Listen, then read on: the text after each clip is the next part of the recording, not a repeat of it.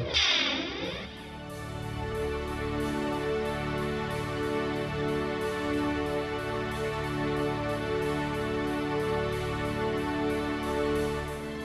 are you smiling about? Dude, I almost had you.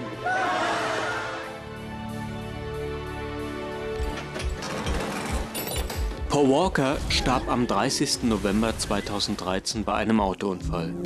MovieStart hatte 2011 die Gelegenheit, mit ihm über die Anfänge seiner erfolgreichen Filmreihe The Fast and the Furious zu sprechen. Was ist die beste Route?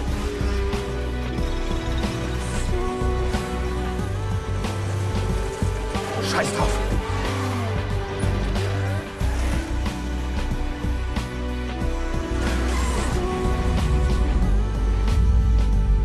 Home sweet home.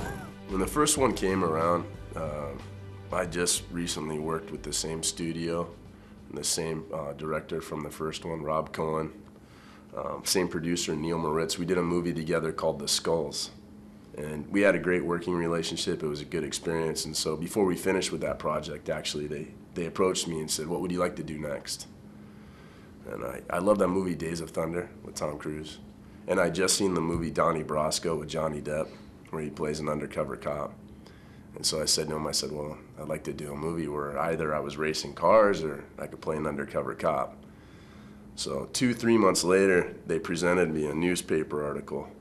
And the newspaper article was about underground street racing in Los Angeles. And I said, I'd go to the street races. I know what this is all about. And they said, well, that's perfect because that's the backdrop. We want you to be an undercover cop in that world. And at that point, there wasn't even a screenplay. But I was so excited. These are my friends. They want to go make another movie together. I get to show up and race cars, which is a passion of mine. I signed without even having a screenplay. And my agents, my representatives were freaking out. They're like, you can't do that, you can't do that. But, you know, I was being true to my heart. You know, it was an opportunity, like I said, to go work with my friends. Let's go do it. But it was singular. I would have never thought in a million years that there was any chance that 10, 11 years later, we'd still be revisiting that movie, which has become a franchise that's known worldwide. I mean, I would have laughed at you if you would have told me, to be honest with you. Wie war es, über so viele Jahre den Brian O'Connor zu spielen? You know, growing up with Brian, it's been fun because Brian's grown up at my pace. Brian was written for me. So, you know, Rob in the studio told me, because I was apprehensive, you know, the whole movie stardom thing, they said, don't worry about it, we're gonna write it just for you. All you have to do is show up and be yourself. That's what I was told from the very beginning. So, you know, I think that, you know, as I've grown, Brian's definitely grown.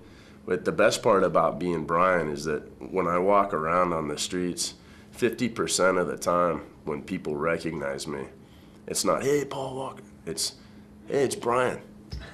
And to be honest with you, I prefer that. Because when it's, hey, it's Brian, you know, usually it's just a pat on the back and it's a handshake and they feel like they know me, you know. And I like that because as opposed to being like a movie star, which to me is a bunch of nonsense, I get to just be one of the guys, you know. Sometimes I'm handed a beer and I get to just sit down and watch like a football game if I want, you know. So it's just it makes it fun. It's easy being Brian.